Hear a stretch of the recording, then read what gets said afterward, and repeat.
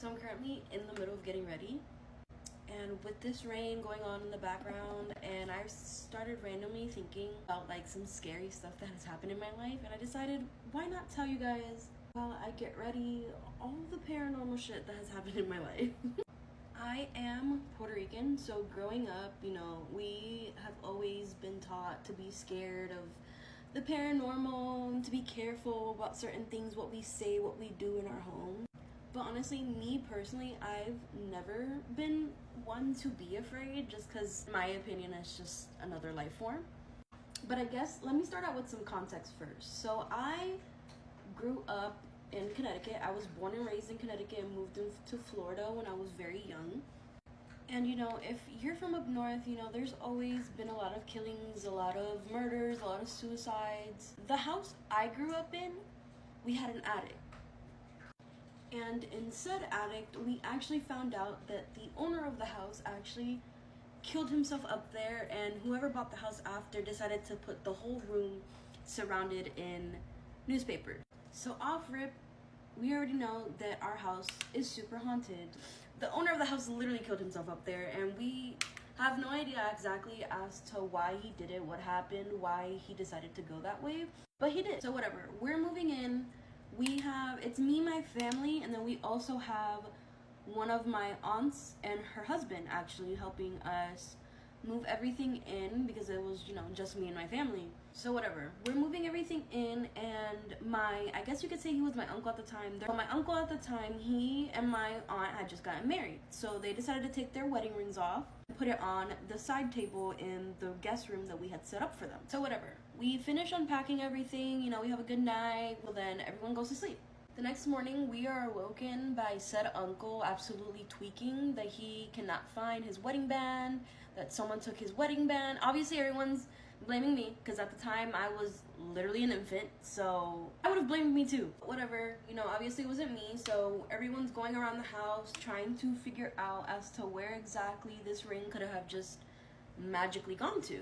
So, we're all like destroying this house, trying to figure out like, okay, did this ring just like get taken? Did someone accidentally grab it and not put it back where it was found? Whatever.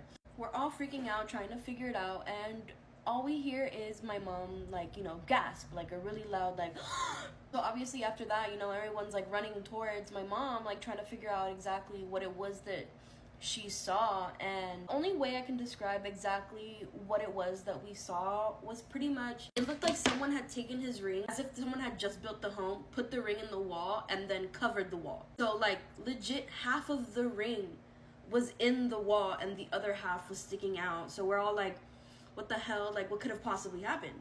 So that was one of our first instances with the house. The second instance in the house was actually, personally, I don't know what I was doing. I don't know who I really was talking to. Obviously, as a kid, you just say things, but also I've always been very in tune with that spirit world and just seeing things. But this specific day, I don't even know how old I was, but we were in our living room, which we had two of them, but I was in like the main one that everyone can see me at because I was a little kid. So yeah, I'm in the living room. My mom catches me and she asks who I'm talking to, because obviously, I'm playing with someone, but she doesn't know who, because the only other people in the house are her and my sisters were grown by this time.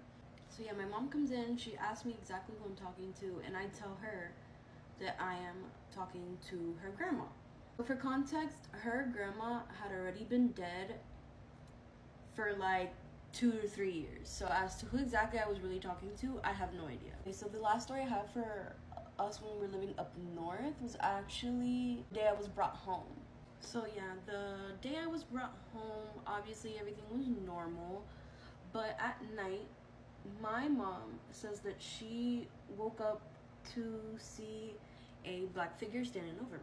Her exact description of this quote-unquote black figure that she saw was that it was an over 6-foot man wearing all black with a top hat. That apparently she saw him standing over me, and that all she saw was him look at me, smile, look back at my mom, and disappear right after.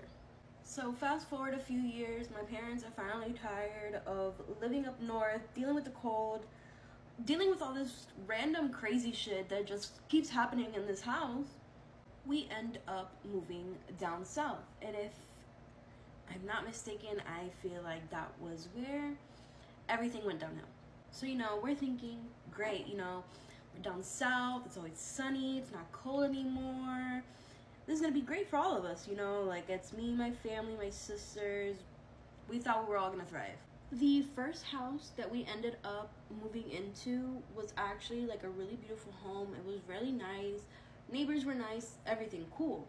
At this time, we ended up actually adopting a little dog that we ended up naming Roxy, and Roxy was actually our indication to show us that no, everything wasn't cool. We'd actually catch her all the time, randomly staring at corners, randomly barking at corners, stopping mid-walk through the house and just like freaking out, hair standing up behind her back. We're like, girl, there's nothing here, be for real. And in every single horror movie, they always say like, animals always know, they can feel the presence, they can tell you, whatever. So my family didn't take that as a sign. As soon as she started freaking out and barking and showing signs that there was potentially something, that's when we actually started to see things again. So the first one was me. So it started out me just seeing, black figures, whatever. I've always grown up seeing black figures. Didn't think anything of it until they started to speak to me. So at first it started out as little whistles, a quick little that I would hear all the time. And growing up, that's how my dad would call me and like get my attention so I could come to him. So it started off with me hearing random whistles and thinking it was my dad and going to see it, and I go up to him and be like, hey, did you call me? And he'd be like, what are you talking about? I never called you. And I was like, that's weird, I just heard you whistling. He's like, I never did that. And I'm like, okay. So whatever, I would constantly hear the whistling, and I would ignore it obviously, because at that point I could distinguish between my dad's whistle and their whistle. Then they started to really fuck with me. So not only did they start fucking with me with the whistling, they decided to start mimicking my family's voices. So they started mimicking my whole entire family's voice. Like, I would randomly be in my room playing, because at the time I shared a room with my sister. And they constantly would mimic my mom calling me. And I'm one person where I hear the beginning of my name and I'm running towards you to figure out like what exactly you want. So every time I would hear somebody call my name, I would go to said person that I thought the voice was and be like, yeah, what's up? And they'd be like, I never called you. And I'm like, I literally just heard you say my name. Like, I never said your name. Until one day I went to go find the source of the voice and seen a black figure. Okay, last story, because I am running out of time.